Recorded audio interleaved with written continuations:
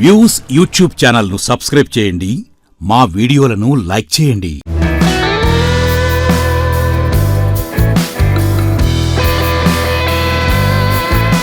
నమస్కారం. Views with కేవీఎస్కి స్వాగతం. ఎన్నో ఏళ్లుగా నేను ఒక ప్రముఖ వ్యక్తిని ఇంటర్వ్యూ ఇవ్వండి అని కోరుతున్నాను. ఆయన చాలా బిజీ పర్సను. మా వ్యూస్ స్థాయి వాళ్ళకి అసలు ఇంటర్వ్యూ ఇస్తారా ఇవ్వరా అనేది ఒక ఇది. కానీ ఆయన పెద్ద మనసు చేసుకుని మాకు ఇంటర్వ్యూ ఇవ్వడానికి అంగీకరించినందుకు మొదటగా నేను ధన్యవాదాలు తెలియజేసుకుంటున్నాను. ఆయన పేరు దువ్వూరు సుబ్బారావు గారు. పరిచయం అక్కర్లేని పేరుకి ఏదో పరిచయం చేయాలి అని కూడా నా అమాయకత్వం అవుతుంది. ఆయన ఫిజిక్స్ నుంచి ఎకనామిక్స్ దాకా, వెస్ట్ గోదావరి నుంచి వరల్డ్ బ్యాంక్ దాకా, ఇలా ఎన్నో ఆయనకి ఎల్లలు చెప్పాలంటే చాలా ఉన్నాయి. ఇంత గొప్ప వ్యక్తితోటి ఇప్పుడు నేను ఒక చిన్న ప్రయత్నం. ఆయన జస్ట్ ఎ మెర్సినరీ అనే ఒక పుస్తకం రాశారు. ఆ పుస్తకం ఏంటంటే ఆయన అనుభవాల సారం, అనుభవాల తోరణం. ఇలాంటి పుస్తకాలు ఏంటంటే మనం చదువుకుంటూ ఉంటే దాని నుంచి మనం నేర్చుకోవడానికి అవకాశం ఉంటుంది. బలానా సమయంలో బలానాలాగా ఆయన వ్యవహరించారు, ఎలాంటి సమయంలో ఎలా వ్యవహరించారు, యువతకి ఆయన ఏం సందేశం ఇచ్చారు, ఇలాంటివన్నీ మన పుస్తకంలో తెలుసుకోవచ్చు. అదిగాక ఆయనకి సంబంధించిన విషయాలను తెలుసుకోవడానికి కూడా ఈ పుస్తకంతో పాటు మరిన్ని ప్రశ్నలు జోడించి ఆయన ఇంటర్వ్యూ చేయడానికి నేను సాహసిస్తున్నానని చెప్పాలి. నమస్కారం సుబ్బారావు గారు. నమస్కారం సుబ్రహ్మణ్యం గారు. మీరు అంటే మనం మామూలుగా ఏదైనా గురు పూజతోటి మొదలు పెడతాం. మామూలుగా అంటే ఏదో ఇది చేయకుండా తల్లి, తండ్రి, గురువు, ఈ మూడు మనకి ముఖ్యం. గురు బ్రహ్మ, గురు విష్ణు, గురుదేవో మహేశ్వర, గురు సాక్షాత్ పరబ్రహ్మ తస్మై శ్రీ గురువే నమః. మీరు కోరుకొండ సైనిక్ స్కూల్లో చదువుకున్నారు. కోరుకొండ సైనిక్ స్కూల్లో మీకు ప్రిన్సిపల్ కమాండర్ అల్మిదా. ఈ స్కూల్లో చదువుకున్నప్పుడు మీ అనుభవాలు ఈ ప్రిన్సిపాల్ గారి గురించి కూడా ఈ పుస్తకంలో జస్ట్ ఏ మెర్సినరీ పుస్తకంలో ప్రస్తావించారు. ఈ స్కూల్ నుంచి మీరు ప్రధానంగా నేర్చుకునే అంశం ఏంటండి? నేను 12 ఏళ్ళప్పుడు కోరుకొండ సైన్స్ స్కూల్లో జాయిన్ అయ్యానండి. అక్కడ చాలా నేర్చుకున్నాను, క్రమశిక్షణ నేర్చుకున్నాను. మాకు ముఖ్యంగా అక్కడ మీరు చెప్పినట్టు ప్రిన్సిపల్ గారు ఉండేవారు, కమాండర్ అల్మేడా అని. ఆయన క్రమశిక్షణ దాని ప్రాముఖ్యం ఏంటో మాకు నేర్పించారనమాట. రోజు క్రమశిక్షణతో ఎంజాయ్ చేసేలా చేసేవారు. ఇప్పుడు ఒకటి చెప్పేవారు ఆయన, నువ్వు తింటున్నప్పుడు తిను, చదువుతున్నప్పుడు చదువు, ఆడుతున్నప్పుడు ఆడు, పడుకున్నప్పుడు పడుకో, కానీ అన్నీ కలిపి చేయకని. ఇదేంటంటే ఇప్పుడు మనకేదో మల్టీ టాస్కింగ్ అని చెబుతారు కదా, మేనేజ్మెంట్లో చాలా పనులు చేసే నువ్వేదో చకచకా చేసేస్తే ఎఫిషియెంట్ అయిపోతావని. కానీ ఆయన చెప్పేదానికి దీనికి విరుద్ధం. ఏ పని చేస్తే అది చేస్తూ ఉండు. దాని అర్థం నాకు తర్వాత అర్థమైన ఏంటంటే, షూస్ పాలిష్ చేస్తున్నప్పుడు షూస్ పాలిష్ చేయమని కాన్సన్ట్రేట్ చేయి, రాత్రి పొద్దున్న లేచి పక్క వేసినప్పుడు దాని మీద కాన్సన్ట్రేట్ చేయి, చదివినప్పుడు చదువు మీద కాన్సన్ట్రేట్ చేయి. ఏది చేసినా వారు చాలా ముఖ్యంగా ఇప్పుడు మీ ఇంటర్వ్యూ చేస్తున్నాను, ప్రపంచంలో నాకు అన్నిటికంటే ముఖ్యమైనది ఈ ఇంటర్వ్యూ అన్నట్టుగా ప్రవర్తించి చెయ్యని. ఆయన మాకు ఒకటి చెప్పేవారండి, జనగణమన పాడడం. ఎన్ని స్కూల్స్లో జనగణమన పాడతారు, కానీ ఇది ఎట్లా పాడాలి? లేచి నించో, అటెన్షన్లో నించో, షోల్డర్స్ వెనక్కి పెట్టు, తలపైకి పెట్టు, ముందుకు చూస్తూ ఉండు. సరిగ్గా 58 సెకండ్లలో జనగణమన పూర్తవ్వాలి, అది మన స్టాండర్డ్. అట్లా పాడించేవారనమాట. ఎంతమంది ప్రిన్సిపల్స్ ఉంటారండి అలాగా. సో నేను సైన్స్ స్కూల్లో నేర్చుకున్న అన్నిటికంటే ముఖ్యంగా క్రమశిక్షణ విలువ. క్రమశిక్షణతోటి కూడిన విద్య నేర్చుకున్నారు కాబట్టి మీకు ఎక్కడ ఎదురు లేకుండా పోయింది. ఆ క్రమశిక్షణ అంటే ఇది ఎవరిని నిందించడానికో మరో తక్కువ చేయడానికో కాదండి. ఈ తరంలో చాలా తగ్గిపోయిందండి. మీరు అన్నట్టే భోజనం చేస్తూ ఉంటారు, కూల్ డ్రింక్ తాగుతూ ఉంటారు, పిజ్జా తింటూ ఉంటారు, ఫోన్లు చూస్తూ ఉంటారు, పక్కన ఎవరైనా చూస్తే వాళ్ళతో చేస్తుంటారు. మనం చేసే కరెక్షన్ అంటే చిన్నప్పుడు మనకి చెప్పేవారు, తిండి తినేటప్పుడు తిండి మీద దృష్టి పెట్టాలంటే బాగా ఆరాయించుకోవడానికి అని. చాలా అద్భుతమైన అంటే ఆయనతోటి ఎప్పుడైనా మీ మంచి అనుభవం ఏంటండి అల్మిడా గారితో, కమాండర్ అల్మిడా గారితో? అంటే చాలా చెప్పారు. ఒకసారి మాకు అక్కడ హార్స్ రైడింగ్ ఉండేది. చిన్నప్పుడే 14-15 ఏళ్ళు అప్పుడు హార్స్ ఇంతుండే, మాకంటే భయపడిపోయేవాళ్ళని ఎక్కేటప్పుడు. ఆయన మాకు ధైర్యం చెప్పించాలని హార్స్ రైడింగ్ చేయించేవారు. ఒకప్పుడు పిల్లలు పడిపోయేవారు. పిల్లలు హార్స్ నుంచి పడిపోతే ఇంకా ఇంకా జంకుతారు. ఆయన అప్పుడు హార్స్ మీద మళ్ళీ కూర్చోపెట్టి దానికి విప్ చేసేవాడు. అది వెళ్ళిపోయాను మా గ్యాలపింగ్తో. అది పట్టుకుని మన లైఫ్ పట్టుకున్నట్టు. కానీ ఆ ఒక నిమిషం అది వెళ్ళిపోయి ఆగిపోయినప్పుడు మితమైన కాన్ఫిడెన్స్ వచ్చేస్తుంది. అట్లాగనమాట ఆయన మాకు నేర్పించింది.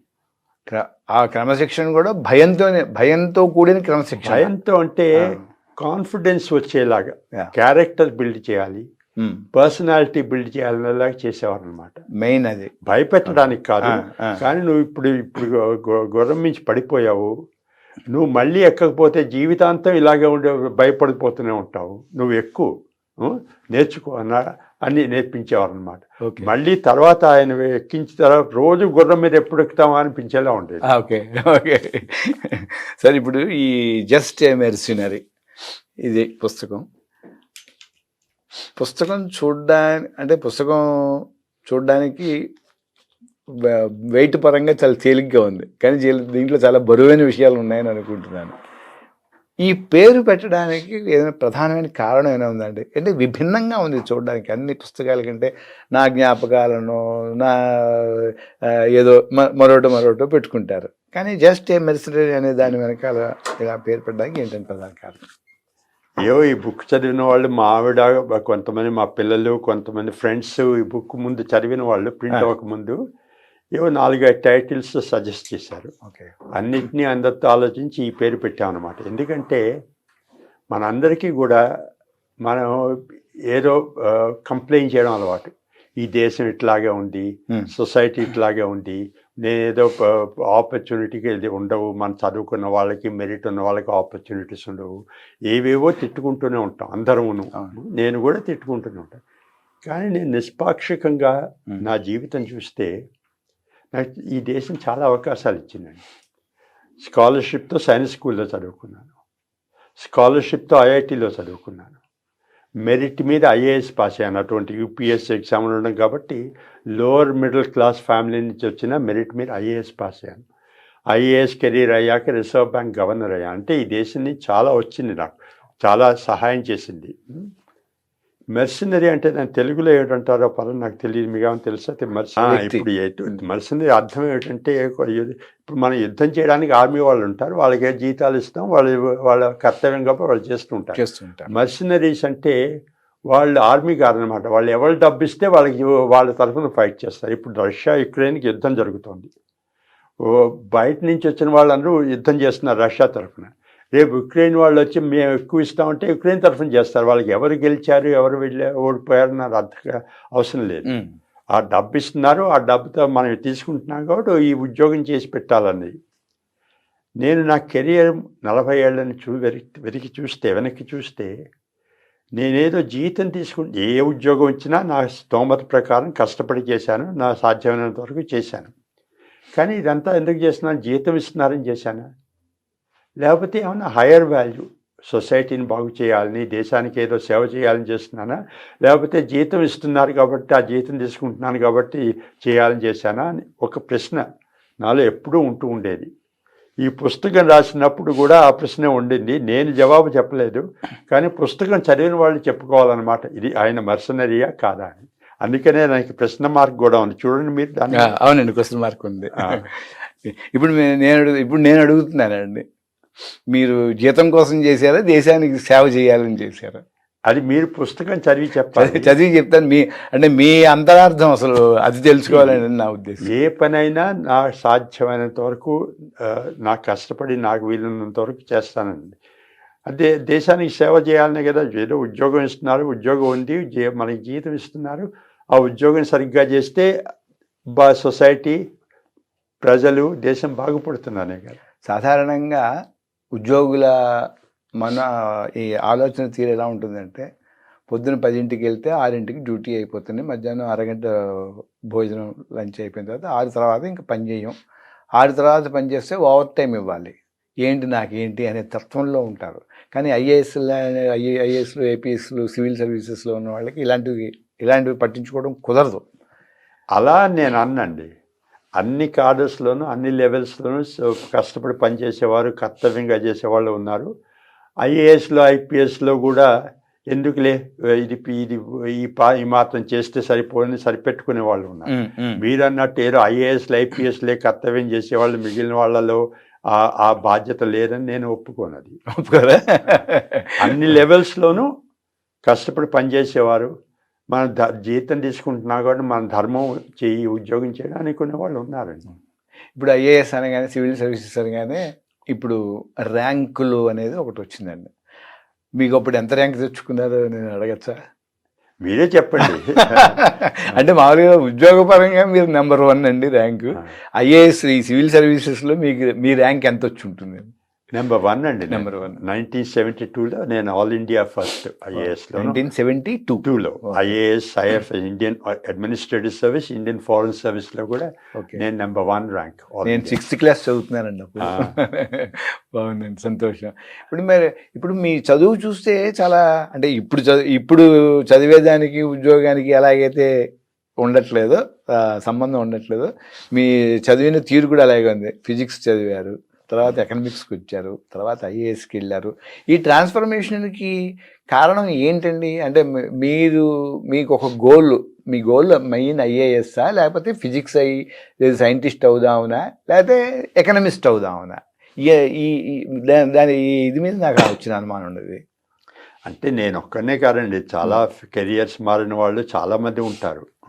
ఇప్పుడు మీరేదో ఇప్పుడు టీవీ ఛానల్ పెట్టారు, రేపు ఒక ఎంటర్‌ప్రెన్యూర్ అయిపోవచ్చు కదా. అట్లాగే ఇప్పుడు చేస్తుంటాను. నేను కూడాను ఐఏఎస్ పాస్ అవ్వాలని మా నాన్నగారు చెప్పేవారు. నువ్వు ఐఏఎస్ చదవాలి నాకు 13 ఏళ్ళు 14 ఏళ్ళప్పుడు కూడా చెప్పేవారు. ఐఏఎస్ పరీక్ష రాయడానికి ఒక డిగ్రీ ఉంటే చాలు. ఏ డిగ్రీ అని కాదు, అది ఆంథ్రోపాలజీలో అవ్వచ్చు, అగ్రికల్చర్లో అవ్వచ్చు, న్యూక్లియర్ ఫిజిక్స్లో అవ్వచ్చు. ఏదో ఒక డిగ్రీ ఉంటే సరిపోతుంది అన్నమాట. సో ఏం చదవాలని, నాకేదో ఫిజిక్స్ అంటే కొంచెం ఇంట్రెస్ట్ ఉండేది చిన్నప్పుడు. మ్యాథ్స్ ఫిజిక్స్ బాగా ఉండేది, అది చదివాను అనమాట.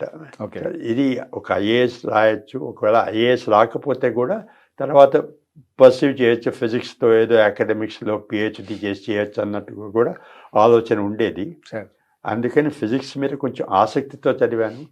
ఆల్టర్నేటివ్ ఉంటుందని కూడా చదివాను. ఏదో అదృష్టం కొద్దీ ఐఏఎస్ పాస్ అయ్యాను. తర్వాత 4-5 ఏళ్ళు ఉద్యోగం చేశాక మా ఫ్రెండ్స్ అందరు, నాతో ఐఐటీలో చదివిన వాళ్ళందరూ కొంతమంది పిహెచ్డీలు చేసేసి డాక్టరేట్లు అయిపోయారు. నేనేమో అప్పుడు పార్వతీపురం సబ్ కలెక్టర్గా ఉండేవాడిని. నేను ఇంకా చదువులేదు నాకు ఇంకాను, వాళ్ళందరూ పిహెచ్డీలు అయిపోయారు, నేను ఇంకా చదువుకోవాలి కదా అనిపించింది అనమాట. ఐఏఎస్లో స్టడీ లీవ్ ఇచ్చే అవకాశం ఉంటుంది, 2 సంవత్సరాలు మీరు హైయర్ స్టడీస్ పర్సూ చేస్తూ ఉంటే స్టడీ లీవ్ ఇస్తారు, కొంచెం జీతం ఇచ్చి లీవ్ ఇస్తారు. ఏం చదవాలి, ఫిజిక్స్ ఏమి చదివితే ఐఏఎస్లో అంత ఇంపార్టెంట్ కాదు కదా, అంచేత ఎకనామిక్స్ చదివితే మంచిదని ఎకనామిక్స్లోకి వెళ్ళాను అన్నమాట. ఓకే, అప్పుడు అమెరికాకి అప్లై చేస్తే, అమెరికాలో ఇట్లా మన దేశంలో లాగా నువ్వు ఫిజిక్స్ చదివితే నీకు ఎకనామిక్స్లో అడ్మిషన్ ఇవ్వము, నువ్వు అగ్రికల్చర్లో చదివితే నీకు కెమిస్ట్రీలో అడ్మిషన్ ఇవ్వము, అలాంటి ఏం లేదు కదా. వాళ్ళు నీకు చదువుకునే మెంటల్ మేకప్ ఉందా లేదా అని చూసి, నువ్వు పర్వాలేదు నీకు ఫిజిక్స్ చదివాను, ఎకనామిక్స్ చదవచ్చు, నాకు అడ్మిషన్ ఇచ్చారు, అక్కడ వెళ్ళి చదివానండి. ఓకే, సరే. ఇలాగ ఈ సందర్భంలో మీ నాన్నగారి పేరు వచ్చింది కాబట్టి మీ నాన్నగారి గురించి, అమ్మగారి గురించి కూడా, మీ స్వస్థలం గురించి కూడా కొంచెం. మరి తూర్పుగోదావరి జిల్లా అండి, కాకినాడ మా తాతయ్య గారిది. ఓకే, మా నాన్నగారు ఉద్యోగరీత్యా వెస్ట్ గోదావరి వచ్చారు, ఆయన అసిస్టెంట్ పబ్లిక్ ప్రాసిక్యూటర్ చేసేవారు. ఓకే, సో మల్లికార్జునరావు గారు, ఊరు మల్లికార్జునరావు గారు. మా అమ్మగారు గృహిణి అండి. ఆవిడ పెద్దగా, అంటే చిన్నప్పుడే పెళ్ళి అయిపోయింది కాబట్టి పెద్దగా చదువుకోలేదు. ఆవిడ చదువుకున్నదంతా దేశాన్ని తెలుగు పేపర్లు చదివి అంతా గ్రహించి చదువుకున్నది ఆవిడ. కానీ చాలా చదువుకున్న వాళ్ళలా అంత ఆవిడకి తెలిసేది. నేను మీకు ఆవిడ ఎప్పుడైనా ఏదైనా ఒక హితబోధ లాంటిది, అంటే ఇట్లా ఉండాలి, ఇలా చేయాలి అని ఏమైనా చెప్పినది ఏమైనా ఉందా? అయితే తల్లిదండ్రులు చాలా చెప్తూ ఉంటారండి. అంటే ప్రభావం చూపించింది అనేది నా ఉద్దేశం అండి. మీ మీద బాగా ప్రభావం చూపించిన మీ అమ్మగారి మాట. అంటే ఎవరి మీదైనా పరుషంగా మాట్లాడితే అలా మాట్లాడకూడదు, అలా చెప్పేవారు. ఏదైనా ఇప్పుడు మా అమ్మగారు నాన్నగారు కూడా చాలామంది ఇప్పుడు కూడా గమనిస్తుంటాను, తలుపు మధ్యలో నుంచి నీ ఫోన్లు చూడడం, వెళ్ళే వాళ్ళకి అడ్డు అది చాలా చెప్పేవారు. నువ్వు చుట్టుపక్కల ప్రజలకి ఏం నష్టం కాకుండా చూస్తూ ఉండు. అంతేగాని నేను ఏదో అన్నం ప్లేట్ మీద కూర్చుని తినకుండా వేరే పనులు చేస్తూ ఉండడం, పుస్తకం చదువుకోవడం, కబుర్లు చెప్పుకోవడం, అట్లా నువ్వు అన్నం తినేసి అప్పటి పని చేసుకునేవారు అనమాట. ఓకే. మీ నాన్నగారు ఎప్పుడైనా మిమ్మల్ని అంటే దండించాల్సిన అవసరం లేదనుకోండి, చదువు విషయంలో ఎప్పుడైనా కోపడ్డం కానీ అలాంటివి ఏమైనా? ఎందుకు లేవండి, ఇప్పుడు నాకు గుర్తు లేవు, కానీ చాలాసార్లు ఏదో ఒక ఇంట్లో ఉంటే కోపాలు తాపాలు వస్తాయి కదా. అది అంటే మీ నాన్నగారి గురించి అమ్మగారి గురించి తెలుసుకుందాం ఊరికే ఉద్దేశం. పర్వాలేదండి. ఇప్పుడు మీరు వెస్ట్ గోదావరి నుంచి అంటే వెస్ట్ గోదావరి అన్నాను ఏదో ప్రాస కోసం, ఇప్పుడు ఈస్ట్ గోదావరి నుంచి మీరు వరల్డ్ బ్యాంక్ దాకా వెళ్ళారు. ఈ మధ్యకాలంలో ఎంతో మందిని చూశారు, ఎన్నో పదవులు చేశారు. వీటన్నిటిలోనూ మీకు అత్యంత సంతృప్తినిచ్చిన పని కానీ పదవి కానీ? మీరు ఆశ్చర్యపోతారు నా సమాధానం విని. ఎందుకంటే నేను ఇక్కడ మన కంబైన్డ్ ఉమ్మడి ఆంధ్రప్రదేశ్ రాష్ట్రంలో సబ్ కలెక్టర్ చేశాను, కలెక్టర్ చేశాను, మా ఉమ్మడి రాష్ట్రానికి ఫైనాన్స్ సెక్రటరీ చేశాను, ఢిల్లీలో కేంద్ర ప్రభుత్వంలో ఫైనాన్స్ సెక్రటరీ చేశాను, ప్రధానమంత్రి గారి ఆర్థిక సలహా మండలిలో చేశాను, వరల్డ్ బ్యాంక్లో చేశాను. ఇవన్నీ చాలా ఉద్యోగాలు, చాలా ప్రాముఖ్యమైన ఉద్యోగాలు. కానీ నాకు అన్నిటికంటే సాటిస్ఫాక్షన్ ఇచ్చిన ఒక విచిత్రమైన ఉద్యోగం అండి. ఎన్టీఆర్ గారు ఉన్నప్పుడు ఈ అరెక్ బాటిలింగ్, మద్యపానం బాటిలింగ్ చేసే ప్లాంట్స్ పెట్టి OST on arrack bottling, OST అంటే officer on special duty arrack bottling అని నన్ను పోస్ట్ చేశారు. అది నాకు అన్నిటికంటే సాటిస్ఫై. ఇప్పుడు 35 ఏళ్ళు 40 ఏళ్ళు వెనక్కి చూస్తే నాకు చాలా సాటిస్ఫైయింగ్గా ఉంది. ఎందుకంటే అప్పుడు నాకు ముందు ఏదో ఒక రోజు అప్పుడు నేను ఏపీఐడిసి అని ఏపీ ఇండస్ట్రియల్ డెవలప్మెంట్ కార్పొరేషన్ చాలా మంచి ఉద్యోగం చేస్తున్నాను అనుకునేవాడిని. ఒక రోజు పొద్దున్న 10 గంటలకి నాకు పోస్టింగ్ ఆర్డర్ వచ్చింది. 11 గంటలకి నేను officer on special duty arrack bottling అని వేస్తున్నాను. ఏమిటి officer on special duty arrack bottling, అసలు ఓఎస్టీ ఏమిటి, అరెక్ బాటిలింగ్ ఏమిటి? నన్ను 300 మంది ఐఏఎస్ ఆఫీసర్లు ఉంటే నన్ను ఎందుకు తీసుకొచ్చి వేశారు? నేనేది ఈ మద్యపానంలో ప్యాకింగ్ చేసేదానికి పెద్ద ఎప్పుడు దాని మీద చొరవ చూపెట్టలేదు కదా, నన్ను ఎందుకు వేశారు అంటే ఎన్టీఆర్ గారు ఎందుకు పెట్టారంటే ఇది ముఖ్యంగా చెప్పవలసింది. ఆయనకి మద్యపానం అంటే కొంచెం వ్యతిరేకత ఉండేది.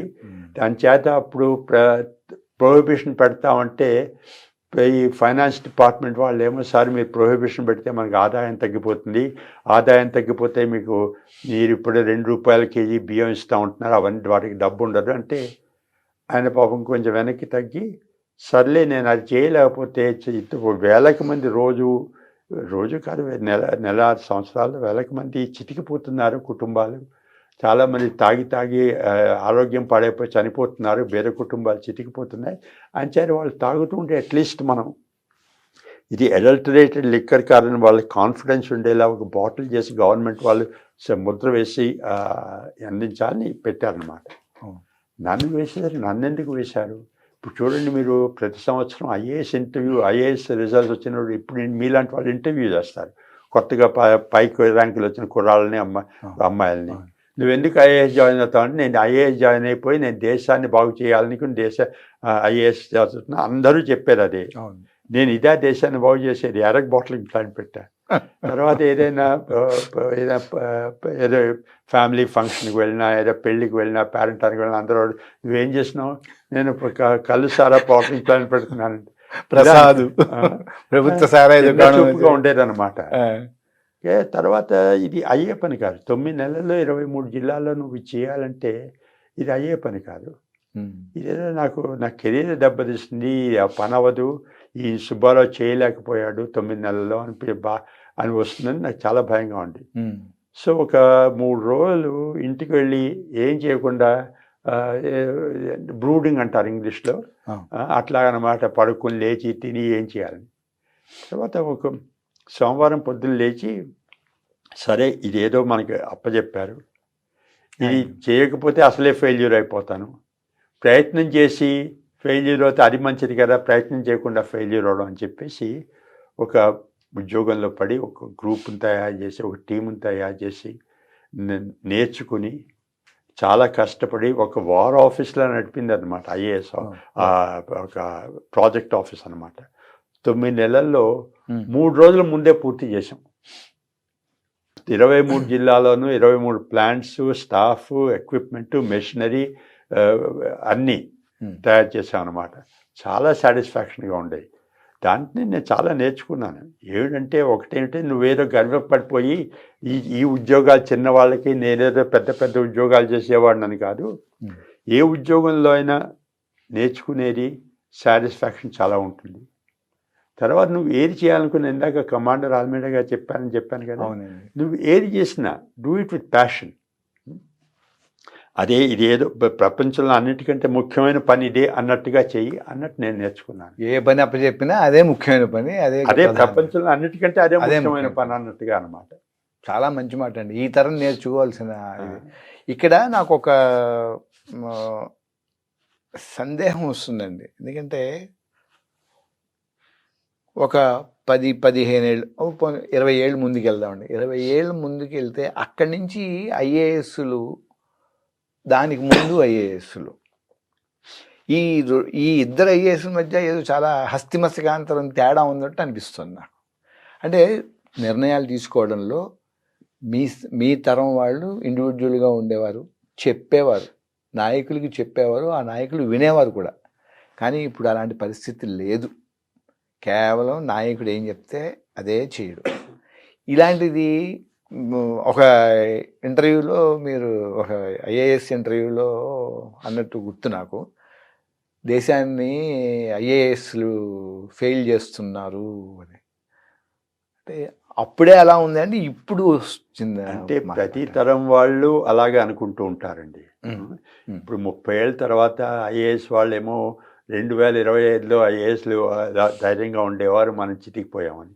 సో నేను మీరు అన్నట్టు 4 ఏళ్ల కిందట has the IAS fail the nation, has the IAS fail the nation అని ఒక న్యూస్ పేపర్లో రాశాను. టైమ్స్ ఆఫ్ ఇండియాలో రాశాను. దాని అర్థం ఏంటంటే ఏదో ఐఏఎస్ వీళ్ళు ఉద్యోగాలు పాస్ అయ్యి జీతాలు ఇచ్చి పెద్ద పెద్ద ఉద్యోగాలు ఇస్తుంటే వాళ్ళు ఆ నమ్మకాన్ని నిలబెట్టుకోలేకపోయారు అన్నట్టు. ఎందుకు రాశానంటే నేను కొరట్లో జాయిన్ అప్పుడు కూడాను ఐఏఎస్ కొంత చితికట్టు వస్తుంది. 1950లో ఐఏఎస్ మొదలుపెట్టినప్పుడు ఇదేదో దేశం చాలా క్లిష్టమైన సమస్యలు ఉన్నాయి, మనం ఏదో యూనివర్సల్ ఫ్రాంచైజ్ అని అందరికీ ఓటిస్తున్నాం, డెమోక్రసీ, ఇది లో ఇన్కమ్ అన్డెవలప్డ్ కంట్రీ, ఇటువంటి literacy is low, poverty is high, ఇటువంటి దేశంలో మనం ఈ యూనివర్సల్ ఫ్రాంచైజ్ పెట్టి డెమోక్రసీ నడపగలమా, ఈ దేశాన్ని అభివృద్ధి చేయగలమా, దీన్ని ఎట్లా చేయాలని అప్పుడు సర్దార్ పటేల్ గారు, నెహ్రూ గారు ఆలోచించి ఐఏఎస్ అని పెట్టారు. ఏమిటి, ఏ పని చేయాలన్నా మనకి ఐఏఎస్ వాళ్ళు చేయగలుగుతారు అని. 20 ఏళ్ళు తర్వాత ఐఏఎస్ చాలా మంచి రెప్యుటేషన్ సంపాదించారు. ఎందుకంటే అగ్రికల్చర్ అంటే అగ్రికల్చరు, లేకపోతే హౌసింగ్ అంటే housing, irrigation, industrial development, infrastructure building, rural development, అన్నిటి ఐఏఎస్ వాళ్ళు చాలా బాగా చేశారు, మంచి రెప్యుటేషన్ సంపాదించారు. కానీ తర్వాత దాని పరపతి పడిపోతూ ఉంది. ఇప్పుడు మీకు ఉదాహరణ చెబుతాను. నేను మొదట్లో ఐఏఎస్ జాయిన్ అయినప్పుడు 70లో కానీ 80లో కానీ నాకు బాగా గుర్తు, ఎప్పుడు జలగం వెంగళరావు గారు చీఫ్ మినిస్టర్గా ఉన్నప్పుడు ఏదో అసెంబ్లీలో గొడవ జరుగుతుంది, స్కాండల్, నాకు ఏ స్కాండల్లో గుర్తులేదు. ఆపోజిషన్ వాళ్ళేమో గవర్నమెంట్ మీద ఈ విమర్శలు చేస్తూ గొడవ చేస్తున్నారు. అప్పుడు జలగం వెంగళరావు గారు ముఖ్యమంత్రిగా లేచి, మీరంతా సరే, నేను విన్నాను మీరంతా, నేను ఒక ఐఏఎస్ ఆఫీసర్ని ఎంక్వైరీ ఆఫీసర్గా వేస్తున్నాను అని అన్నారన్నమాట. ఆ ఐఏఎస్ ఆఫీసర్ని ఎంక్వైరీ వేసినానుగానే సర్దుమణిగిపోయింది. అటువంటి నమ్మకం ఉండేది ఐఏఎస్ ఆఫీసర్లు అంటేను, ఎమ్మెల్యేలకి, గవర్నమెంట్లో ఉన్న వాళ్ళకి, ఆపోజిషన్లో ఉన్న వాళ్ళకి కూడా. ఈ కాలంలో ఎవరైనా ముఖ్యమంత్రి గారు ఈ స్కాండల్ మీరు గొడవ పెడుతున్నారు, సరే నేను ఐఏఎస్ ఆఫీసర్ని వేస్తానంటే ఆయన మీరు ఇంకా అరుస్తారు. అలాగా అంత పడిపోయింది ఐఏఎస్. ఇది ఎందుకంటే చాలామంది మీరు అన్నట్టు కొంచెం పొలిటికల్ ప్రెషర్స్ ఉంటాయి, తప్పదు. ఏ ఉద్యోగంలో అయినా ఉంటే ఐఏఎస్ ఐపీఎస్ల మీద చాలా బాగా గట్టిగా ఉంటాయి. కానీ వీళ్ళు ఎందుకు బెండ్ అవ్వాలి? అందరూ కలిసికట్టుగా ఉంటే, చీపురు కట్టు ఉందనుకోండి, ఒక పుల్లను విరవడం ఈజీ, చీపురు కట్టను విరవలేం కదా. విడవలేగా. అవును. ఒక్కొక్క ఐఏఎస్ ఆఫీసరు నేను వంగిపోతూ ఉంటే మిగిలిన వాళ్ళు కూడా వంగిపోతున్నారు. అందరూ కలిసి మేము తప్పు చేయము, మీరు పొలిటీషియన్స్, మీరు ఎలక్షన్ అయ్యి వచ్చారు, మీరు రైట్ అని చెప్పింది చేస్తే మేము తప్పకుండా చేస్తాం, మా సాధ్యమైనంత వరకు చేస్తాం. కానీ మీరు చెబుతున్నది తప్పు అయితే మటుకు మేము చేయమని అందరూ ఒక మాట మీద ఉంటే జరుగుతుంది. అవును. కానీ ఐఏఎస్ ఆఫీసర్లు అలా ఆ మాట మీద నిలబడటం లేదండి. అంటే రూల్ బుక్ ఫాలో అవ్వట్లేదు వీళ్ళు సింపుల్గా. రూల్ బుక్ ఫాలో అవ్వడం అంటే ఏదో పాలిటీషియన్స్ వాళ్ళకి ఏవో ఉంటాయండి. ఎంతవరకు మనం వాళ్ళ మాట వినాలి, ఎంతవరకు మనం నిలబడాలి. మీకు ఒక ఉదాహరణ ఇస్తానండి. ఇప్పుడు ఎవరు ఎంత వినాలన్నది ఈచ్ ఐఏఎస్ ఆఫీసర్ మీద వాళ్ళ మీద ఆపట్టి ఉంటుంది. ఇప్పుడు ఉదాహరణకి కోవిడ్ వ్యాక్సినేషన్ వచ్చింది, ఇప్పుడు చాలా ప్రెషర్ వచ్చింది కదా, అందరం మాకు ముందే కలెక్టర్లకి అందరికీ డ్యూటీ, మీరు ఇలా రాస్తారు, ఓల్డ్ ఏజ్ పీపుల్కి ముందు, చిల్డ్రన్కి తర్వాత వర్కింగ్ ఏజ్ పీపుల్కి ఇట్లాగా ఏదో ఒక్కొక్క ఊళ్ళో పూర్తి చేసి మిగిలిన ఊరికి వెళ్ళండి, అట్లా ఏదో రూల్స్ పెట్టి వాళ్ళని ప్లాన్ చేయమనేవారు. ఒక ఎమ్మెల్యే గారు వచ్చి ఐఏఎస్ ఆఫీసర్ కలెక్టర్ గారి దగ్గర వచ్చి, సార్ మా కాన్స్టిట్యుయెన్సీలో ముందు వేయించగలరా అంటే, నువ్వు ఒప్పుకోవా? నువ్వు లేదు నేను అంతా ప్లాన్ చేసేసాను, నేను చేయను అంటావా? లేకపోతే పర్వాలేదు మీరు వచ్చి అడుగుతున్నారు కాబట్టి నేను ప్లాన్ కొంచెం ఆల్టర్ చేసి మీ కాన్స్టిట్యుయెన్సీ ముందు, ఆయనే అడుగుతుంది, నేను ఇర్రెగ్యులర్ కాదు కదా, ఆయన ప్రజల కోసం అడుగుతున్నాడు. అది కొంతమంది ఐఏఎస్ ఆఫీసర్ నేను చేయనండి, ఇది నేను ప్లాన్ చేసేసాను, ఎవరికి చేయను, ఇవాళ మీకు చేస్తే ఇంకో 10 ఎమ్మెల్యేలు వస్తారు, నా ప్లాన్ అంతా పడైపోతుంటారు. కొంతమంది ఏమిటంటే పర్వాలేదు నేను చేస్తాను, మీరు వచ్చి అడిగారు కాబట్టి. కొంతమంది ఆయన అడగకముందే ఎమ్మెల్యేలు ఎవరికైనా నేను సహాయం చేయగలను అంటారు. అట్లాగనమాట. ఇప్పుడు ఐఏఎస్ ఇంటర్వ్యూల గురించి కూడా మీరు ఈ పుస్తకంలో ప్రస్తావించారు. అవునండి. మీరు చేసినప్పుడు నేను డిజాస్టర్, నా ఇంటర్వ్యూ చాలా డిజాస్టర్స్గా ఉంది అని ఒక పదం వాడారు. ఇప్పుడు కొంచెం బాగున్నాయి అన్నారు. ఇప్పుడంటే అప్పుడు ఈ పుస్తకం రాసే టైం అనమాట. దీనికి సమాధానం చెప్పే ముందు ఇంకొక ప్రశ్న, అంటే జంప్ చేసి వచ్చాను దీన్ని. టైమ్స్ ఆఫ్ ఇండియాలో ఆ ఆర్టికల్ రాసినప్పుడు మీ మీద ఏమైనా విమర్శలు, ఎవరైనా క్వశ్చన్ చేయడం ఇలాంటివి ఏమైనా? అంటే చాలామంది కొంచెం మనసు కష్టపెట్టుకున్నారు. ఇంకా ఐఏఎస్ ఆఫీసర్లు, రిటైర్ అయిన వాళ్ళు, సర్వీస్లో ఉన్న వాళ్ళు కూడా, ఈయన ఐఏఎస్ ఆఫీసర్ అయిపోయి ఇలా రాశాడేమిటి, మేము కష్టపడి పనిచేస్తున్నాం కదా, ఏదో ఈయన అలా విమర్శించడం బాగుందా అని.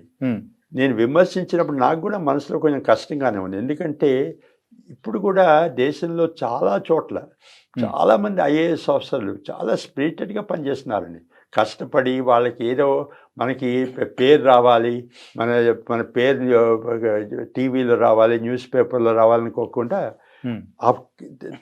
మన కర్తవ్యం ఇది చేయాలని చాలా కష్టపడి చేస్తున్నారు. అది మనకు అందదు, మన న్యూస్ పేపర్లకి ఆ వార్తలు అందవు. సో నేను ఐఏఎస్ ఆఫీసర్లు అందరినీ కండెమ్ చేసేసినట్టు ఆర్టికల్ వచ్చింది. చాలామంది ఉన్నారండి, అపారమైన తెలివైన వాళ్ళు, అపారమైన దృష్టి ఉండేవాళ్ళు, డెడికేషన్తో పనిచేసేవాళ్ళు చాలామంది ఉన్నారు ఐఏఎస్ ఆఫీసర్. అటువంటి విమర్శలు వచ్చాయి కొంతమంది. అది ఆ విమర్శల సబబే నాకు అనిపించింది. మరి వాళ్ళకి అంటే సమాధానం ఇవ్వడం అలాంటివి ఏం చేయాలి? సమాధానం అంటే ఏమిటి సమాధానం ఇస్తామండి? నేను అయినా ఆర్టికల్లోనే రాశాను కూడా, నేనేదో ఇలా విమర్శిస్తూ రాశాను. కానీ ఇప్పుడు కూడా దేశంలో వందల కొద్ది ఐఏఎస్ ఆఫీసర్లు ఉన్నారు. వాళ్ళు కష్టపడి పేరుకి ప్రతిభకి కాకుండా ప్రజలకి సేవ చేయడానికి, దేశాన్ని బాగు చేయడానికే ఇది కష్టపడి పనిచేస్తున్నారు. అటువంటి వాళ్ళు ఉన్నారు. అటువంటి వాళ్ళు న్యూస్లో ఎక్కడానికి ప్రయత్నించరు కాబట్టి వాళ్ళ గురించి మనకి తెలియదు. అంచేత వాళ్ళ గురించి మనకు తెలియదు కాబట్టి అటువంటి వాళ్ళు లేరు అనుకోకూడదు.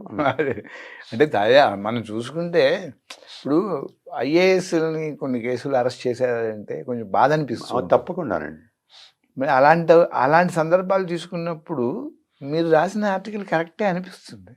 అంటే ఆర్టికల్కి అరెస్టులకి నేను కరెక్టే కానండి, అంతే 100% ఐఏఎస్ ఆఫీసర్ అట్లాగని కాదు.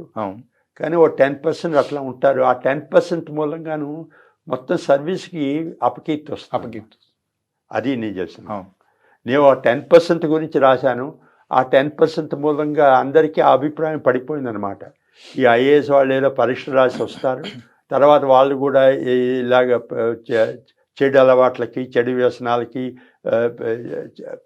అంటే పని చేయకుండా అలవాటు పడిపోతారు అని అని ప్రజల్లో అభిప్రాయం ఉంది కదా. ఒక ఐఏఎస్ ఉంటారు, ఒక గవర్నమెంట్లో కంఫర్టబుల్గా ఉంటారు, రెండో గవర్నమెంట్ వచ్చేవాడికి వాళ్ళని అరెస్ట్ చేయడమో లేకపోతే సస్పెన్షన్లో పెట్టడమో లేకపోతే ప్రాధాన్యత లేని దాంట్లో పడేయడమో అవుతుంది. మళ్ళా గవర్నమెంట్ పోయి మళ్ళీ వాళ్ళు పైకి వస్తూ ఉంటారు. అది ఇలాంటివి అది అసలు జరగకూడదండి. ఎందుకంటే ఐఏఎస్ అంటే యూర్ పొలిటికల్. ఇవాళ ముఖ్యమంత్రి గారు ఎవరైనా, రేపు ముఖ్యమంత్రి గారు ఎవరైనా, ఇవాళ ప్రధానమంత్రి ఎవరైనా, రేపు ప్రధానమంత్రి ఎవరైనా, నువ్వు ఒక పార్టీకి కానీ ఒక పొలిటికల్ లీడర్కి కానీ అటాచ్మెంట్ కానీ అఫిలియేషన్ కానీ ఉన్నట్టు కనపడకూడదు. కానీ అది మారిపోతుంది. ఇప్పుడేమో ప్రతి రాష్ట్రంలోనూ, ప్రత్యేకంగా చిన్న చిన్న రాష్ట్రాల్లో కొంతమంది ఐఏఎస్ ఆఫీసర్, ఈయన ఆయన మనిషి, ఆ ముఖ్యమంత్రి గారి మనిషి, ఆయన వెళ్ళిపోగానే ఇంకో ఆయన వస్తే ఇంకో ఆవిడ వస్తే ఈయనేమో వాళ్ళ మనిషి కాబట్టి వాళ్ళ మీద కేసులు పెట్టాలి.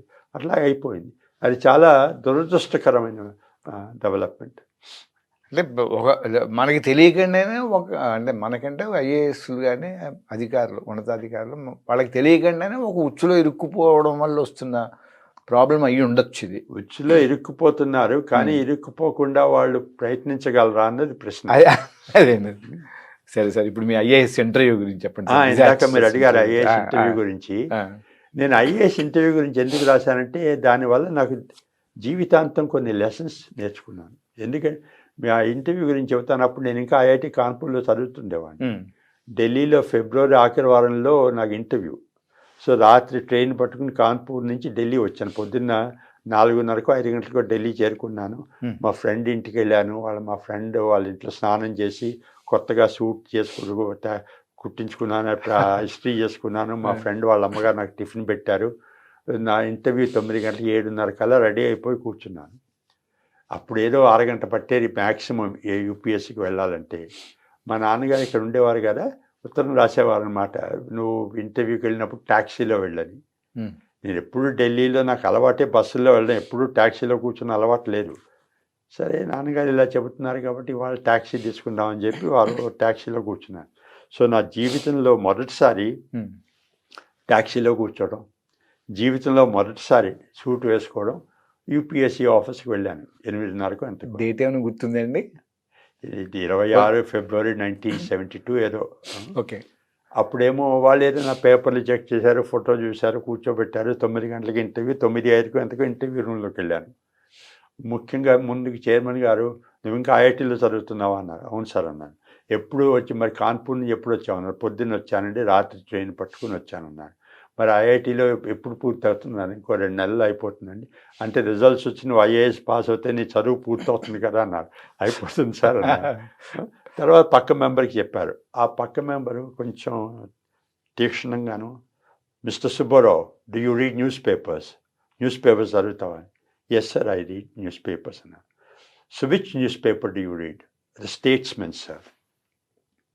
Tell me what is the headline in the Statesman today అన్నారు. నేను బెంబేలెత్తిపోయాను. ఆ రోజు న్యూస్ పేపర్ చూడలేదు. సడన్గా మొదటి ప్రశ్నే నేను సమాధానం చెప్పలేకపోతున్నాను. ఇప్పుడే ప్రగల్భం పరికాన్ని రోజు న్యూస్ పేపర్ చదివేస్తానని.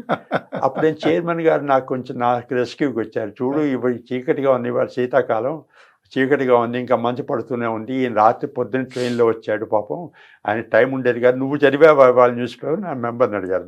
ఆ మెంబర్ కొంచెం పేరు స్మైల్ నవ్వుకుని, సార్ నిన్న న్యూస్ పేపర్ చదివా. Do you read yesterday's newspaper? Yes sir. So tell me what is the picture on the front page of Statesman yesterday. అప్పుడు నాకు 21 ఏళ్ళు, బాగా గుర్తుండే ఏది చూసినాను. ఇప్పుడైతే ఏది చూసినా న్యూస్ పేపర్ చూడగానే ఒక 6 నిమిషంలో మర్చిపోతాను ఏం జరిగింది. So yesterday's newspaper front page picture was Muslims celebrating Muharram. అంటే మొహర్రం ఉత్సవం జరుపుకుంటున్నారు ముస్లిమ్స్. ఆ పిక్చర్, ఆ బొమ్మ వేశారండి. సెలబ్రేటింగ్ మొహర్రం పండుగ జరుపుకోవడానికి నీకు ఆ మాత్రం తెలియదా అన్నట్టుగా చూశాను. మళ్ళీ రెండోసారి మళ్ళీ బెంబేలెత్తిపోయాను. అప్పుడే ఆయన చెప్పాడు అన్నమాట, మొహర్రం ఫెస్టివల్ కాదు, పండుగ కాదు, అది ఒక మార్టర్స్, అది ఒక day of morning. Profit grand son చనిపోయాడు కాబట్టి దానికి మార్నింగ్ చేస్తుంటారు, గుండెలు బాదుకుంటూ ఏడుస్తూ ఉంటారు. అది పండుగ కాదు. నువ్వు కాన్పూర్లో 2 ఏళ్ళు చదివావు కదా, కాన్పూర్లో అంతమంది ముస్లిమ్స్ ఉన్నారు, నీకు ఈ మాత్రం తెలియదు అన్నారు. అంటే ఇంకెప్పుడైనా అయితే లేరండి, కాన్పూర్ ఐఐటి క్యాంపస్ దూరంగా ఉంటుంది, మాకు అనే వాళ్ళతో సంబంధం ఉండదని చెప్పేవాడిని. కానీ అంత బెంబేలు ఎత్తిపోయి నాకు ఆ నోట్ మాట్లాడాలి, అది మంచి పని అయింది. Okay okay. సరే, అప్పుడు ఇంకో అడిగి, సరే నువ్వు ఏ sect of Muslims observes Muharram అన్నారు. అంటే చైర్మన్ గారు అన్నారు, ఆయనకి అసలు మొహరం అంటే తెలియదు, ఏ సెక్ట్ ఆఫ్ ముస్లిమ్స్ అని ఎందుకు అడుగుతావో అతను ఏం తెలియదు కదా అని. నేను పూర్తిగా బెంబేలు ఎత్తిపోయాను. మొదటి 2 నిమిషాల్లో నా ఇంటర్వ్యూ అంతా దిగజారిపోయింది, మంచు కారిపోయింది. ఇప్పుడు వీళ్ళేదో పావుగంటనేదో ఆషామాషి గారికి పంపించేస్తారు, ఇంత టైం వేస్ట్ అనుకున్నాను. కానీ తర్వాత నా ఇంటర్వ్యూ 40 నిమిషాలు జరిగింది. చాలా ప్రశ్నలు అడిగారు. ఏమిటి, ఇందిరాగాంధీ గారు ప్రధానమంత్రి అప్పుడు అవర్ స్టైల్ ఆఫ్ ఫంక్షనింగ్, మన ఆంధ్రప్రదేశ్లోను పంజాబ్లోను అగ్రికల్చర్ డిఫరెన్సెస్. నేను 2 ఐఐటీస్లో చదివాను, ఐఐటి ఖరగ్పూర్, ఐఐటి కాన్పూర్, వాటి మధ్యన వ్యత్యాసం. తర్వాత ఇది నిక్సన్, అప్పుడు ప్రెసిడెంట్ నిక్సన్ చైనా వెళ్ళారు, దాని గురించి అడిగారు. ఫిజిక్స్లో హైజెన్బర్గ్ అన్సర్టనిటీ ప్రిన్సిపల్ అడిగారు. ఫిలాసఫీలో ఎక్సిస్టాన్షియలిజం గురించి అడిగారు. అంటే ఆ ఇంటర్వ్యూ లెవెల్ మొదటి 3 నిమిషాలు అలా పెరిగి 40 నిమిషాలు అయ్యేసరికి నాకు ఆ ఇంటర్వ్యూలో హైయెస్ట్ మార్క్స్ వచ్చాయి. పీక్ స్టేజ్కి తీసుకెళ్ళిపోయారు మిమ్మల్ని. నా సంవత్సరంలోనే కానీ ఇటుపక్క 5 ఏళ్ళు అటుపక్క 5 ఏళ్ళు చూస్తే 10 సంవత్సరాల్లో హైయెస్ట్ మార్క్స్ ఇన్ ఇంటర్వ్యూ నాకు వచ్చాను. అప్పుడు నాకు దాని నుంచి లెసన్ నేర్చుకున్నాను. ఏమిటంటే జీవితంలో ఇలాగా ఎదురుబాట్లు అంటారు కదా, ఎదురు దెబ్బలు తగులుతూనే ఉంటాయి. ఆ ఎదురు దెబ్బలు తగులుతాయని దిగజారిపోకూడదు, మళ్ళీ లేచి ప్రయత్నించాలి. అందరికీ ఎదురు దెబ్బలు ఉంటాయి, ఎదురు దెబ్బల్ని నేర్చుకోవడమే ముఖ్యం. అప్పుడు అల్టిమేట్గా సక్సెస్ నీకు వస్తుంది అన్నట్టుగా ఒక పాఠం నేర్చుకున్నాను. ఓకే, నిజంగానండి. అలాంటి అంటే మీరు మీ అమ్మగారు మీ నాన్నగారు చెప్పారన్నారు చూసారా, మీ ప్రిన్సిపాల్ గారు చెప్పారు, మీరు ఏ పని చేస్తుంటే ఆ పని మీద కాన్సన్ట్రేట్ చేయండి, అది మీకు ఇంటర్వ్యూలో ఉపయోగించింది అనుకుని నేను అనుకోవాలండి. మీరు చెప్పారు కదా ఇందాక తల్లి తండ్రి గురువు అని, వాళ్ళు నేర్పిన పాఠాల వల్ల నాకు కొంచెం నేర్చుకున్నాను, పైకి వచ్చాను. ఇప్పుడు మీరు ఒక ఆర్బీఐ గవర్నర్గా మిమ్మల్ని నియమించినప్పుడు అప్పటి ప్రధానమంత్రి మన్మోహన్ సింగ్ గారు మీకు ఒక మాట చెప్పారట, సంఖ్యల వెనుక మనుషులు ఉంటారు, దాన్ని గుర్తుపెట్టుకోవాలి అని. అంటే ఇదే సందర్భంలో మీరు మొన్న గ్లోబల్ సమ్మిట్లో మాటలు కూడా నేను విన్నా. తెలంగాణ గ్లోబల్ సమ్మిట్, అవునండి. ఈ సర్టిఫికేట్ ఇది 2000, నెక్స్ట్ ఇది 200 పెరిగినా కొంటాను, కానీ 20 రూపాయలు ఉన్న టికెట్ 4 రూపాయలు బస్ ఛార్జీ పెరిగితే సామాన్యుడు తట్టుకోలేడు. ఈ విషయాన్ని దృష్టిలో పెట్టుకోండి ముఖ్యమంత్రి గారు. నేను ఖమ్మం సబ్ కలెక్టర్గా ఉన్నప్పుడు మీరు బహుశా చదువుతున్నారని కూడా అన్నారు స్టేజ్ మీద. ఉప ముఖ్యమంత్రి గారు బట్టి విక్రమార్క గారు అంటే ఏదో ఆ సభలో చెప్పాను, ముఖ్యమంత్రి గారిని ఉప ముఖ్యమంత్రి గారిని వాళ్ళకి ఏదో పాఠాలు చెప్పాలని కాదండి. వాళ్ళు ఎలక్షన్ నిలిచి లీడర్స్ అయ్యారు. కానీ ఈ ప్రధానమంత్రి గారు నాకు చెప్పింది ఏంటంటే, ఆ కథ చెబుతాను. నేను అప్పుడు ఢిల్లీలో ఫైనాన్స్ సెక్రటరీగా చేసేవాడిని. సో నన్ను ఆర్బీఐ గవర్నర్గా అపాయింట్ చేశారు. సో ఆర్బీఐ గవర్నర్ అంటే కొంచెం పెద్ద ఉద్యోగం కదా. నా ప్రధానమంత్రి గారికి, ఆర్థిక మంత్రి చిదంబరం గారికి నా మీద కాన్ఫిడెన్స్ మూలంగా నన్ను అపాయింట్ చేశారు.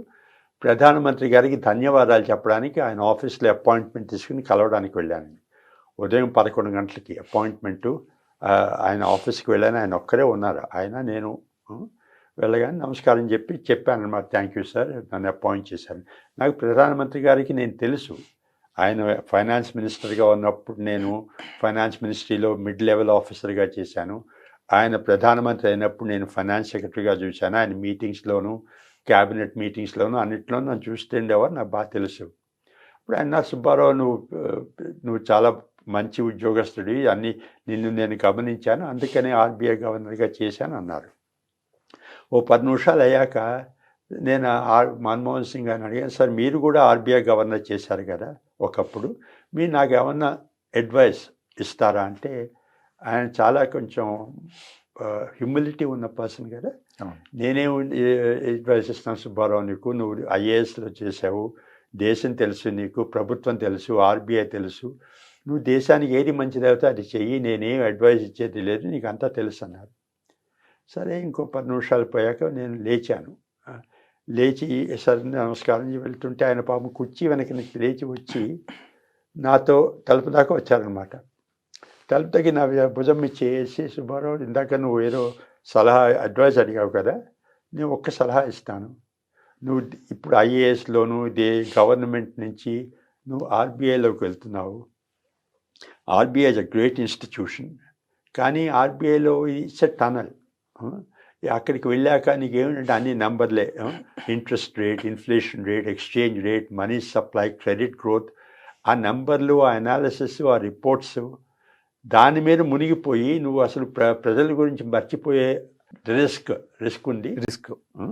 అంచేది ఏం చేస్తున్నా సరే నువ్వు ఏం చేస్తున్నా ప్రజలు ఉన్నారని గుర్తుపెట్టుకునేవారు. సార్ ఆయన సరే నేను మర్చిపోయాను. ఆయన ఆఫీస్ని వెళ్ళగానే ఒక 6 నిమిషంలో నాకు ఏమిటి చాలా గందరగోళంలో ఉన్నాను. అప్పుడు ఢిల్లీ నుంచి ముంబై షిఫ్ట్ అవ్వాలని మర్చిపోయాను. కానీ మొదటి 6 నెలల్లో ఆర్బీఐలో పనిచేస్తున్నప్పుడు నాకు ఆయన చెప్పిన సలహా విలువ గుర్తొచ్చింది. ఎందుకంటే ఆర్బీఐ మెయిన్ రెస్పాన్సిబిలిటీ, ముఖ్య బాధ్యత ఇన్ఫ్లేషన్ కంట్రోల్ చేయడం, ప్రైసెస్ స్టేబుల్గా ఉంచడం. ఎందుకని ముఖ్యమంటే ఇందాక మీరు చెప్పారు కదా, ఇన్ఫ్లేషన్ ఈజ్ రిగ్రెసివ్ ట్యాక్స్ అంటారు. పేదవాళ్ళకి ఎక్కువగా వాళ్ళ దాని మీద దెబ్బతింటాం. నేను చెప్పే ఓ షర్టు ఇది 2000 అయినా 2200 అయినా నేను గమనించని కూడా కొనేస్తాను. బస్ టికెట్ పెరిగినా, బియ్యం ధర పెరిగినా వాళ్ళకి తెలుస్తుంది. అంచేత ప్రైమ్ మినిస్టర్ గారు చెప్పిన సలహా అదనమాట, నువ్వేదో ప్రజల గురించి మర్చిపోకు. అందరూ పెద్ద పెద్ద బ్యాంక్ ఆఫీసర్ని, మార్కెట్స్ వాళ్ళని, సూటు బేటు వేసుకున్న వాళ్ళని నువ్వు కలుస్తూ ఉంటావు, ప్రజల గురించి మర్చిపోకన్నా వారి సలహా విలువ అనమాట. అది నాకు చాలా నా మనసులో పడిపోయింది అప్పటి నుంచి. చాలా అద్భుతమైన ఇదేండి. అప్పుడు ప్రధానమంత్రి స్థాయిలో ఉండి ఆర్బీఐ గవర్నర్గా చేసిన వ్యక్తి అది మీకు ఇంజెక్ట్ చేశారు దాన్ని. యాక్చువల్గా మీరు అడగాల్సిన అవసరము లేదు, కానీ పెద్దగా అడిగారు, ఆయన అందంగా చేశారు, దాన్ని చేశారు. ఇప్పుడు ఈ మన్మోహన్ సింగ్ గారి క్యారెక్టర్కి కూడా అదొక నమూనా. ఇప్పుడు ఆర్బీఐ గవర్నర్గా మీరు ఎదుర్కొన్న అతిపెద్ద ఛాలెంజ్ ఏమైనా ఉంది అండి? ప్రతి 5 సంవత్సరాలు ఉన్నానండి, ప్రతిరోజు ఛాలెంజ్ ఉండేది. ఏ ఛాలెంజ్ గురించి చెప్పగలను? నేను వెళ్ళగానేనేమో గ్లోబల్ ఫైనాన్షియల్ క్రైసిస్ అని నేను వెళ్ళిన 15 రోజుల్లోనే పెద్ద పెద్ద ఇన్స్టిట్యూషన్స్ అన్నమాట, Fannie Mae, Freddie Mac, Countrywide, Washington Mutual, AIG, Merrill, అవన్నీ మాయమైపోతూ బ్యాంకులు కూలిపోయాయి. 15 సెప్టెంబర్ నేను జాయిన్ అయిన 10 రోజుల్లో లీమన్ బ్రదర్స్ కొలాప్స్ అయింది. ఒక ప్రపంచం అంతా ఒక గ్రేట్ ఫైనాన్షియల్ క్రైసిస్లోకి వెళ్ళిపోయింది. పెద్ద పెద్ద దిగ్గజాల గవర్నర్లు, finance ministers, presidents, prime ministers కూడా భయపడిపోయారు. నాకు భయం ఇదేంటి, నేను కొత్తగా వచ్చాను, నాకు పెద్దగా అనుభవం లేదు. వితిన్ 15 డేస్ ఈ పెద్ద విపత్తు వచ్చింది, నేను చేయగలనా చేయలేనా అని చాలా డౌట్ ఉండేది. కానీ reserve bank great institution, lot of institutional wisdom, దాన్ని బట్టి చేశామన్నమాట. తర్వాత నాకు inflation, double digit inflation crisis, తర్వాత యూరోజోన్ సావరెన్ డెట్ క్రైసిస్, యూరోప్లో క్రైసిస్ వచ్చింది. తర్వాత rupee tantrums, exchange rate crisis లాస్ట్లో, అది ఎక్స్చేంజ్ రేట్ పడిపోయింది అనమాట. అన్నీ ఏదో ఒక క్రైసిస్ వస్తూనే వచ్చింది. కానీ అన్నిటికంటే క్లిష్టమైనది ఎక్స్చేంజ్ రేట్ క్రైసిస్ అండి. ఎందుకంటే ఇన్ఫ్లేషన్ మేనేజ్ చేయాలన్నా, ఫైనాన్షియల్ స్టెబిలిటీ, ఏదో బ్యాంకు కూలిపోతుంటే దాన్ని రెస్క్యూ చేయాలన్నా, ఇది మనకి కొంచెం ఊపిరి తీసుకుని ఆలోచించుకోవడానికి టైం ఉంటుంది. ఇదివరకు కన్సల్ట్ చేయడానికి, ఎక్స్పర్ట్స్ సలహా తీసుకోవడానికి, ఇవాళ కాదు రేపు ఆలోచిస్తా అనుకోవడానికి, ఒక స్లీప్ ఓవర్ అంటారు తెలుసా, అలాగా ఉండదు దీంట్లో. ఎక్స్చేంజ్ రేట్లో మనం చూస్తుంటే అది పడిపోతూ ఉంటుంది, బ్లూంబర్గ్ స్క్రీన్ మనకు కనపడుతుంటే అది పడిపోతూ ఉంటుంది. ఏం చేయాలి, ఇమీడియట్గా ఆలోచించాలి. మన స్టాఫ్తో కూడుకుని ఇప్పుడు మార్కెట్లో ఇంటర్వ్యూన్ అవ్వాలా, ఇది చేయాలా, అది చేయాలా.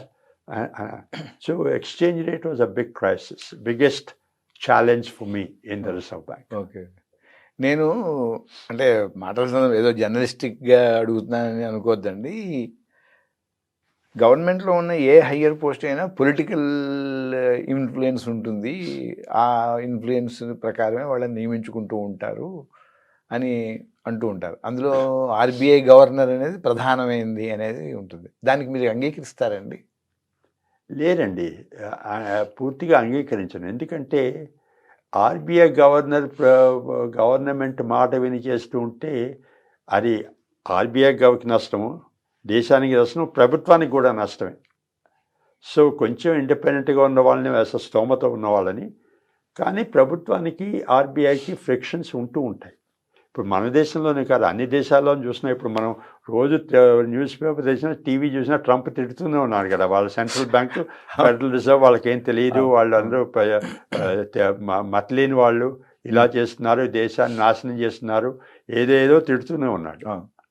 మన దేశం అలా రాలేదు కదా, వాళ్ళకి కూడా ఫ్రిక్షన్స్ ఉన్నాయి. కానీ మనం లోపలనే సర్దుకున్నాం. కానీ అమెరికాకి మనకి తేడా ఏమిటంటే, అమెరికాలో ఏమైతే ఫ్రిక్షన్ ఉందో అది అందరికీ తెలుస్తుంది. ఇప్పుడు ట్రంప్కి, ఫెడరల్ రిజర్వ్కి ఏమన్నా టెన్షన్ ఉంటే అది అందరూ చూస్తున్నారు. మన దేశంలో మటుకు ఆర్బీఐకి, ప్రభుత్వానికి డిఫరెన్సెస్ ఉంటే కొంత తెర వెనక కూడా జరుగుతూ ఉంటుంది. అంచేత కొంచెం ప్రజలకి తెలియదు, మార్కెట్స్కి తెలియదు. కాబట్టి కొంచెం ఆర్బీఐ గవర్నర్ చాలా కర్తవ్యంతో ప్రవర్తించాలన్నమాట. ఇప్పుడు అంటే సందర్భం అయినా కాకపోయినా ఈ డిమానిటైజేషన్ వ్యవహారంలో అలాంటి ఏమైనా ప్రభుత్వ జోక్యం బాగా ఉంది అని నేను అనుకుంటా, ఒక సామాన్యుడిగా, జర్నలిస్ట్గా కాదు, ఒక సామాన్యుడిగా అనుకుంటా. ఎందుకంటే ఆ రోజు 500 రూపాయల నోట్లు మార్చుకోవడానికి కూడా కొన్ని కిలోమీటర్ల లైన్లో నుంచి మార్చుకోవాల్సిన పరిస్థితి వచ్చింది. అంటే కీలకమైన నిర్ణయం కాబట్టి ఖచ్చితంగా రాత్రి ఓవర్నైట్ తీసుకోవాల్సింది, దాన్ని కాదని అనం. అలాంటప్పుడు మీకేమనిపిస్తుందండి? మీరు ఆ పొజిషన్లో మీరు ఉంటే మీరు గవర్నమెంట్తో డిఫర్ అయ్యేవారా? డిమానిటైజేషన్ నేను పదవి నుంచి దిగిపోయాక జరిగింది 2016లో. డిమానిటైజేషన్ డెఫినెట్గా అది గవర్నమెంట్ డెసిషన్, దాంట్లో ఏమీ లేదు, వాళ్ళ క్యాబినెట్లోనే డిసైడ్ చేశారు. కానీ లా ప్రకారం క్యాబినెట్ డిసైడ్ చేయాలంటే ఆర్బీఐ అడ్వైస్ ఉండాలి, ఆర్బీఐ బోర్డ్ డెసిషన్ ఉండాలి. సో ఆర్బీఐ బోర్డు మనం విన్నది ఏంటంటే, తర్వాత ఆర్బీఐ బోర్డు ఢిల్లీలో సాయంత్రం 7 గంటలకు మీట్ అయింది. వాళ్ళకి రికమెండేషన్ చేశారు, దాన్ని బట్టి 8 గంటలకో 9 గంటలకో క్యాబినెట్ మీట్ అయి చేసిందని విన్నాం మనం. ఆర్బీఐ మీద ప్రెషర్ తెచ్చి అలా బోర్డు చేత చేయించారా, లేకపోతే ఆర్బీఐ ఇండిపెండెంట్గా మేము ఇది చేద్దాం అనుకుంటున్నాము, మీ అడ్వైస్ ఇవ్వండి, మీ బోర్డు డెసిషన్ ఇవ్వండి అని అడిగారా, లేకపోతే మేము చేద్దాం అనుకుంటున్నాము, మీరు మాకు తీర్మానం చేసి ఇవ్వండి అన్నారా, మనకి తెలియదు. అప్పటి గవర్నర్ కానీ, ఆ ప్రధానమంత్రి గారు కానీ, ఆర్థిక మంత్రి కానీ ఎవరు చెప్పట్లేదు. సో మనం ఏదో ఊహించుకుంటున్నాం కదా.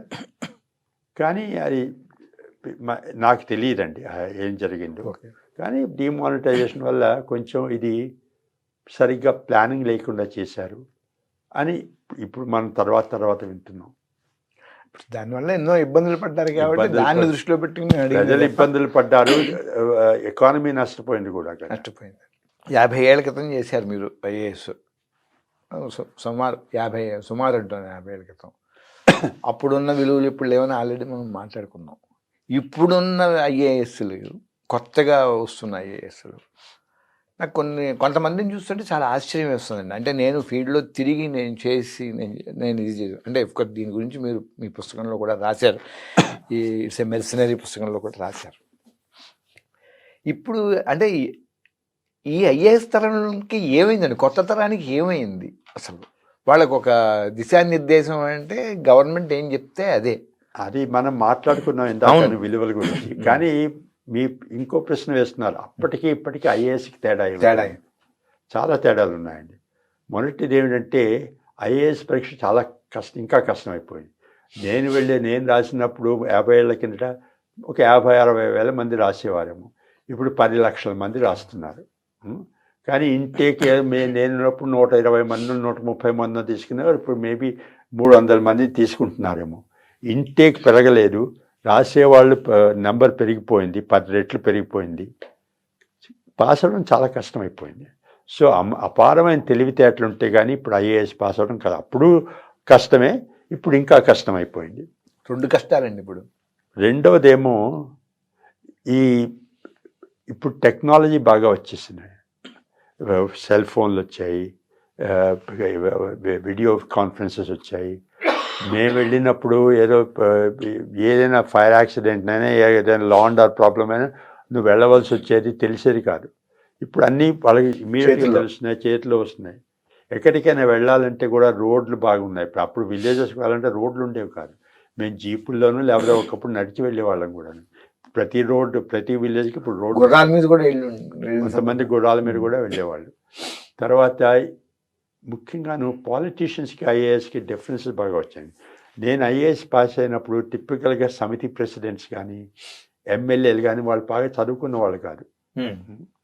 ఇప్పుడు ఏంటంటే ఇప్పుడున్న ఎమ్మెల్యేలు, ఎంపీలు, సమితి ప్రెసిడెంట్స్ చాలా ఎడ్యుకేటెడ్.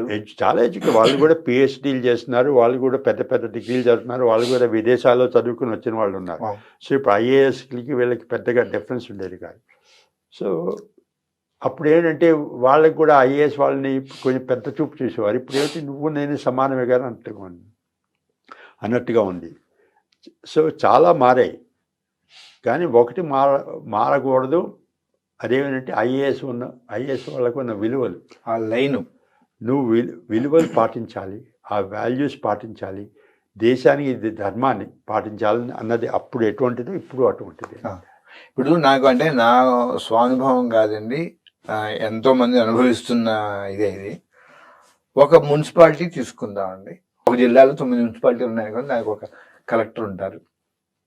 ఆ కలెక్టర్ కూడా ఆ మున్సిపల్ చైర్మనో లేకపోతే ఒక కమిషనరు వీళ్ళ అభిప్రాయాలు కూడా పరిగణనలోకి తీసుకుని మౌలిక సౌకర్యాల కల్పన విషయంలో కూడా అంత అవసరం ఉంటుందండి. కలెక్టర్కి దీన్ని మించిన బాధ్యతలు ఉన్నాయి కదా. ఒక మున్సిపాలిటీలో మౌలిక సౌకర్యాల కల్పన కోసం ఈ కలెక్టర్ జోక్యం చేసుకోవడం ఎందుకని ఇప్పుడు ఆ స్థితికి జిగజారిపోయింది అంటున్నానండి నేను. దాన్ని మీరు అది నాకు అంటే ఇప్పుడు నేను ఎలా జరుగుతుందో తెలియదు, కానీ ఒక ప్లానింగ్లో మున్సిపల్ ఫెసిలిటీస్, మున్సిపల్ ఇన్ఫ్రాస్ట్రక్చర్ ప్లానింగ్లో కలెక్టర్ గారు జోక్యం చేసుకుని ఆయన లీడర్షిప్ ఇస్తే దాంట్లో ఏమీ అబ్జెక్షన్ లేదు. కానీ దాంట్లో ఏమన్నా ఈయన అబ్జెక్షన్లు పెడుతూ పొలిటికల్ ఇన్ఫ్లుయెన్స్ మీద ఇటు అటు మారుస్తుంటే మటుకు దట్ ఈస్ అబ్జెక్షనబుల్. ఏం జరుగుతుందో నాకు తెలియదు. మన్మోహన్ సింగ్ గారికి ముందు పివి నరసింహారావు గారు ఉన్నారు. ఆర్థిక సరళీకరణని ఇది చేశారు. ఆయన తెచ్చిన మార్పులు వల్ల మన బ్యాంకింగ్ రంగం సుస్థిరంగా ఉందా? మీరు ఆ సంక్షోభాన్ని తట్టుకోవడానికి అదేమన్నా వీలు? తప్పకుండానండి. ఎందుకంటే 1991లో మనం ఎకనామిక్ రిఫార్మ్స్ ఇచ్చాం కదా. పివి నరసింహారావు గారు ప్రధానమంత్రి, మన్మోహన్ సింగ్ గారేమో ఆర్థిక మంత్రి. వారి నాయకత్వంలో రిఫార్మ్స్ జరిగాయి. అటువంటి మన దేశంలో కానీ ప్రపంచ దేశాల్లో కానీ ఎప్పుడు అంత డిస్ట్రిక్ట్ రిఫార్మ్స్ అంటారు, ఒకేసారి అంత రిఫార్మ్స్ చేయడం. ఎందుకంటే it was a sudden brake from the past. ఇదివరకు అయితే అంతకుముందు నేను ఇక్కడ పనిచేసేవాడిని ఏపీఐడిసిలో, అక్కడ తెలుసు ఏం చేయాలన్నా లైసెన్స్కి అక్కడ ఢిల్లీకి వెళ్ళాలి. నువ్వు ఫర్టిలైజర్ ప్రొడ్యూస్ చేస్తున్నావు, నేను 200 tons per day, నేను 225 tons per day అని పెంచుతానంటే కూడా ఢిల్లీ పర్మిషన్ కావాలి. అదే నువ్వు 200 tons చేసినావు, 225 tons అదే లేబర్తో, అదే ఎలక్ట్రిసిటీతో, అదే క్యాపిటల్తో నువ్వు 225 tons చేయగలిగితే నువ్వు మెచ్చుకోవాలా? దానికి కూడా ఢిల్లీ అడ్డు పెట్టి దాని పర్మిషన్ అనేవారు. చాలా లైసెన్స్ పర్మిట్ రెజ్యూమ్ అని అంటారు. అది దిగిపోయింది, అది విరగొట్టారు. ఆర్థిక రంగంలో కూడా చాలా మార్పులు తెచ్చారు. ఫారిన్ బ్యాంక్స్ తెచ్చారు, ఈ పబ్లిక్ సెక్టర్ బ్యాంక్స్ని లిబరలైజ్ చేశారు, కొంచెం ప్రైవేట్ పార్టిసిపేషన్ తెచ్చారు. ఫైనాన్షియల్ సెక్టర్ కూడా పెరిగిపోయింది, స్టాక్ మార్కెట్ వచ్చింది, మ్యూచువల్ ఫండ్స్ వచ్చాయి, సెబీ, స్టాక్ ఎక్స్చేంజ్ అవన్నీ చాలా డెవలప్ అయ్యాయి. ఆ ఇన్ఫ్రాస్ట్రక్చర్ మూలంగాను, ఆ ఎక్స్టెన్సివ్ ఫైనాన్షియల్ నెట్వర్క్ మూలంగానే మనం కొంచెం తట్టుకోగలిగాం ఈ ఫైనాన్షియల్ క్రైసిస్ని.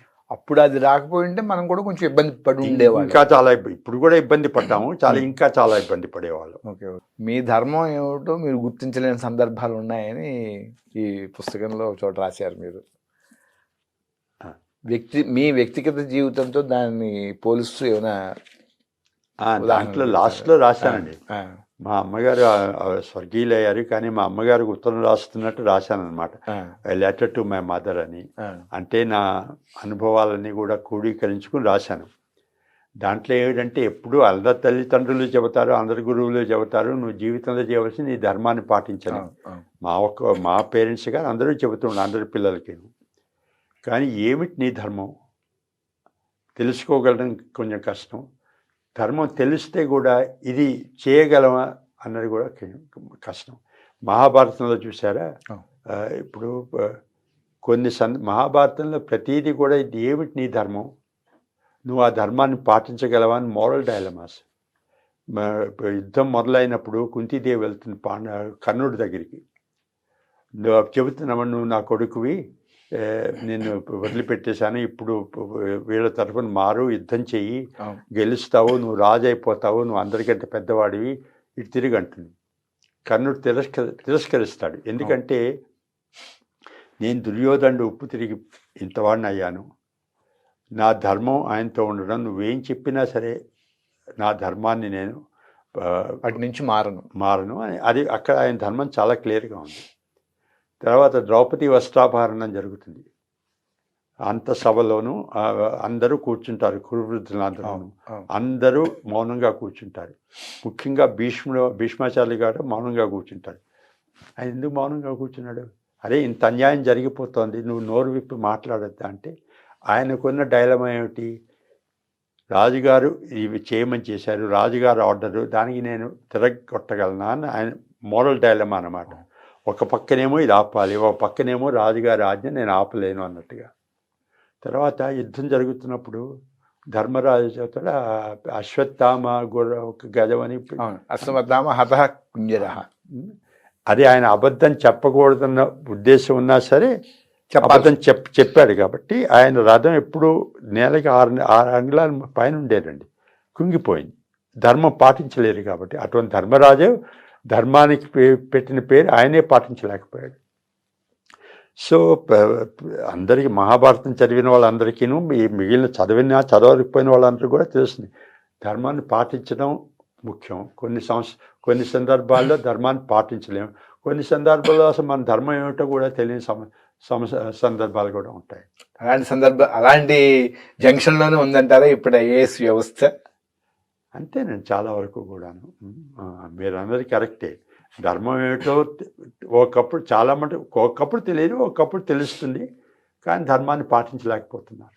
అది ఉద్దేశపూర్వకంగా చేసిన, ఉద్దేశపూర్వకంగా కాకపోయినా కూడా అది ఇప్పుడు జరుగుతున్నది అదేనండి. కానీ మాకు ఈ అవకాశాన్ని ఇచ్చినందుకు మీకు సర్వదా కృతజ్ఞునివ్వండి. ఎందుకంటే మీ ముందు నుంచునే అర్హత కూడా లేదు, వాస్తవాన్ని చెప్పాలంటే. లేదండి, నేను ఒక జర్నలిస్ట్గా చెప్తున్నాను. ఎందుకంటే మీరు చాలా పెద్ద మనసు చేసుకుని నాకు ఇంటర్వ్యూ ఇచ్చారు. చాలా ధన్యవాదాలండి. ఒకవేళ అవకాశం ఉంటే మరొకసారి ఏదైనా ఇంకొక సందర్భంలో కలుద్దామండి. తప్పకుండా. నమస్కారం అండి. ఇదండి ఈరోజు వ్యూస్ విత్ కేవీఎస్లో. అంటే యాక్చువల్గా ఈ ఇంటర్వ్యూకి మాతృక ఈ పుస్తకమే, ఇట్స్ జస్ట్ ఏ మెర్సనరీ అనే పుస్తకం. ఈ పుస్తకంలో ఆయన డాక్టర్ దువ్వూరు సుబ్బారావు గారు తన అనుభవాలన్నింటినీ వివరించారు. ముఖ్యంగా ఈ తరం జర్నలిస్టులు చదవాల్సిన పుస్తకం ఇది. చదువుతారని ఆశిస్తున్నాం. మా ఈ ప్రయత్నాన్ని ఆదరించాలని కోరుకుంటున్నాము. నమస్కారం అండి.